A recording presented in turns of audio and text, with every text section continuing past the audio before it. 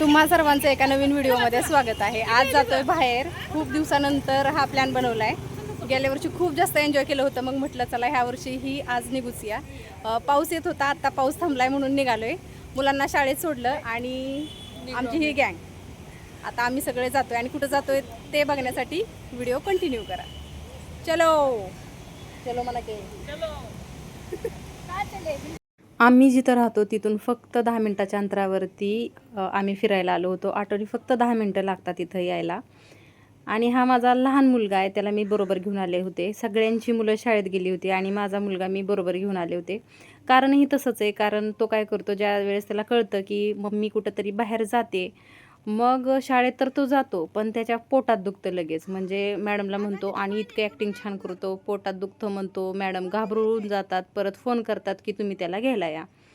मग मी काय केलं, त्याच्या पोटात दुखायच्या अगोदरच मी त्याला माझ्याबरोबरच घेऊन आले, कारण इथून परत सगळ्यांना सोडून एकटीनं परत माघारी जाणं मला जमलं नसतं। म्हणून मी ठरवलं चला आज एक दिवस त्याला शाळेला सुट्टी देऊया। रेनकोट घातला त्याला आणि बरोबर घेऊन आले।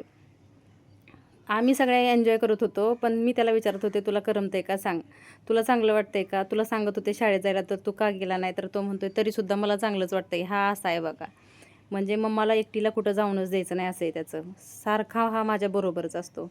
मग आम्ही फोटोशूट करत होतो, थोडंसं सगळे एन्जॉय करत होतो। आणि काय झालं, एक किस्सा सांगते आता। हे सगळे जे फोटो काढले होते मी ते स्टेटसला ठेवले आणि माझ्या मैत्रिणीने एका कमेंट केली की तिथं दारूची बाटली दिसली तिला, तर ती म्हणत होती की ती बाटली तिथं कशी काय, पार्टी करायला गेलता का।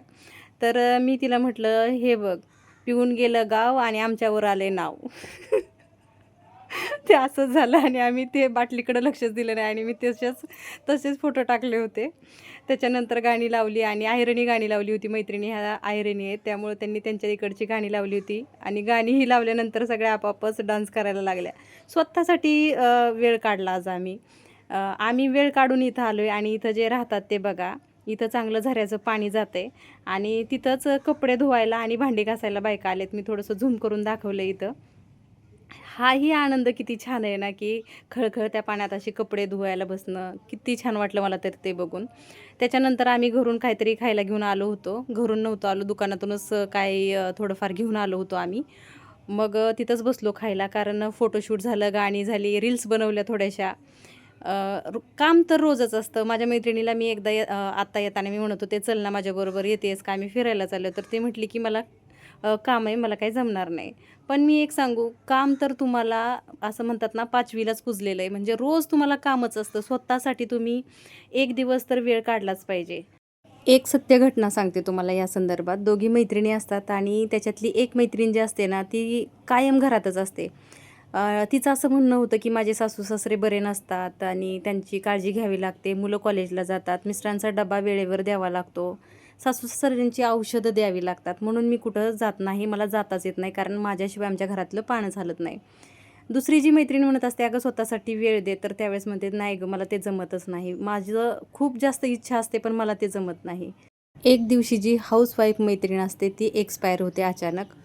मग दुसऱ्या मैत्रिणीला खूप जास्त वाईट वाटतं, पण 1 महिन्याच्या नंतर ती तिच्या मिस्टरांना फोन करते की काय चाललंय, हिच्या वाचून यांचं आयुष्य कसं असेल म्हणून ती फोन करते। तर त्यावेळेस तिचे मिस्टर बोलतात की आई-वडिलांना सांभाळायला केअरटेकर लावलेली आहे, मुलांचं कॉलेज चालू आहे, घरातलं काम करायला बाई लावलेली आहे, माझं ऑफिस चालू आहे, तेवढं घरात काही अडत नाही। म्हणजे जोपर्यंत ती होती तोपर्यंत सगळं अडत होतं। बायकांनी सगळ्या जबाबदाऱ्या आपल्या अंगावरच घ्यायच्या, कधीतरी स्वतःसाठी वेळ द्या। आयुष्यभर काम करण्यात जातं, म्हणजे मी असं म्हणत नाही की पुरुषांना काम नसतं, पण ज्यावेळेसला ते आठवड्यातले 8 दिवस म्हणजे 7 दिवस काम केलं तर 8व्या दिवशी त्यांना 1 दिवस रेस्ट असतो। तसं बाईचा जन्म कधीच म्हणजे 1 दिवसही सुट्टी नसतेच। म्हणून स्वतःसाठी हक्काचा 1 दिवस तरी काढणं खरंच गरजेचं आहे। आम्ही आलो आणि इथं पाणीच नव्हतं, मग वाईट वाटलं। आम्ही इथं एन्जॉय केलं, फोटो काढले, व्हिडिओ काढले आणि जाताना आता पाऊस आलाय। खूप छान वाटलं इकडे येऊन, असं स्वतःसाठी कधीतरी वेळ काढलाच पाहिजे। आम्ही वर्षातून एकदा येतोच, आम्ही आलोय, तुम्ही पण या ताई, तुम्ही पण या, दरवर्षी आमच्या बरोबर या ताई। हा ताई, पुढच्या वर्षी ताई तुम्ही या, मी तोपर्यंत दुसऱ्या गावाला जाते।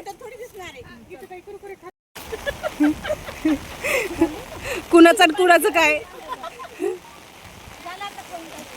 सिच्युएशन कुठलीही असू द्या, खाणं सोडायचं नाही. ताई किती गोरी दिसती, छान गोरी गोरी पान.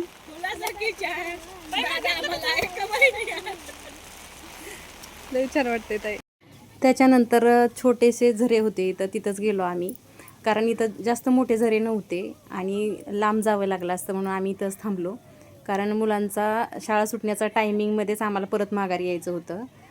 2 ते 3 तासासाठीच आम्ही फक्त गेलो होतो आणि खरंच खूप छान वाटलं मैत्रिणींबरोबर येऊन. ह्याच आठवणी बरोबर राहणार आहेत, कारण आता आमचं पोस्टिंग झालं आहे त्यामुळं पुढच्या वर्षी तर इथं मला जमणार नाही यायला.